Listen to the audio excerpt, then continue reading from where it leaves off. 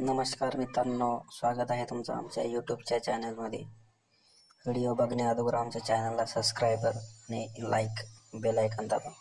मित्रांनो, गाय म्हशी किंवा शेळीपालन किंवा कुक्कुटपालन करायचं असेल तर आता राज्य सरकारकडून एक योजना चालू करण्यात आली आहे. ती कोणती आहे जाणून घ्या समोर. तुम्हाला अनुदान आणि गाय आणि म्हशी मिळणार आहेत. त्यासाठी अर्ज कसा करायचा, कागदपत्रे काय काय लागणार, सविस्तर माहिती समोर सांगत आहे. मित्रांनो आणि शेतकरी बांधवांनो, तुम्हाला शेतकऱ्यांना जो शेती निगडीत व्यवसाय करण्यासाठी राज्य सरकार भर देत आहे, त्यासाठी बरेचसे योजना राज्य सरकारने काढलेले आहेत. गायी असो किंवा म्हशीन असो, नाहीतर शेळीपालन असो, किंवा याच्या अंतर्गत आपल्याला शेतीसाठी म्हणजे शेतीमध्ये आपण यांचा चारा सुद्धा टाकू शकतो. त्यांच्यावर शेतीतच आपण गुरावासरना शेतीत सुद्धा बांधू शकतो, कारण कोठ्यावर सुद्धा अनुदान दिलेलं आहे शासनाने. आणि त्याच्यामुळे आपल्याला काहीतरी बेमिनिट पैसे मिळतील. त्यासाठी राज्य सरकार हे नवनवीन योजना आणत असते. तुम्हाला सर्वात अगोदर जर अर्ज करायचा असेल तर त्याची खाली डिस्क्रिप्शनमध्ये लिंक सुद्धा देतो. त्याच्या अगोदर कागदपत्रे लागतात कोणकोणती ते बघा. आधार कार्ड तुमचं, शेतीचा सातबारा, 8 उत्पन्नाचा दाखला, बँकेचं पासबुक. हे तुम्हाला आधार कार्ड बँकेला लिंक असणे गरजेचं आहे. हे तुम्हाला कागदपत्रे लागणार आहेत. अर्ज करण्यासाठी मी तुम्हाला लिंक पण देणार आहोत. आता समोर बघा. अर्ज करण्यासाठी खालील लिंक जी आहे का नाही, ती अगोदर तुम्हाला तिथे नोंदणी करावी लागणार आहे. त्यासाठी तुम्हाला पासवर्ड आणि आधार क्रमांक टाकायचा, लॉग इन करायचा आणि तुम्हाला संपूर्ण माहिती भरायची आहे. माहिती भरल्यानंतर तुम्हाला तिथं काय करायचं आहे, तुमचा अर्ज पास झाल्यानंतर तुम्हाला कागदपत्र जे आहेत ते अपलोड करावे लागणार. ते अपलोड झाल्यानंतर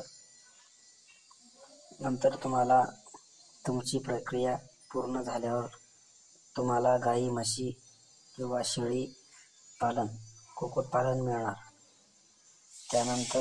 त्यानंतर त्यांचे साहेब लोक येतील सर्वे करण्यासाठी. ते तुमचा सर्वेमध्ये पास मंजुरी देतील आणि तुमचं सबसिडीचं सुद्धा बिल टाकून देतील.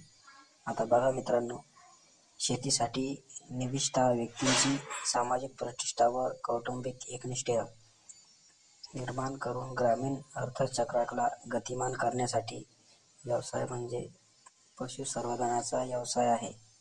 महाराष्ट्राला नेहमीच प्रगतीपथावर ठेवण्यात इथल्या पशुधनाचा वाटा आहे.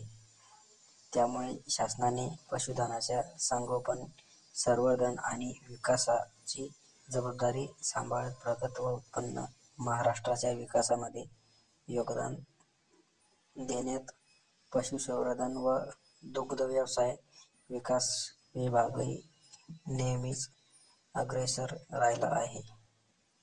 पशुसंवर्धन विभागाने शतकोत्तर रौप्य महोत्सवी वाटचालीतही ग्रामीण भागातील प्रत्येक समाज घटकाला सर्वांगीण विकासाच्या प्रवाहात सहभागी करून घेण्याचे काम सातत्यपूर्वक केलं आहे शासनाने.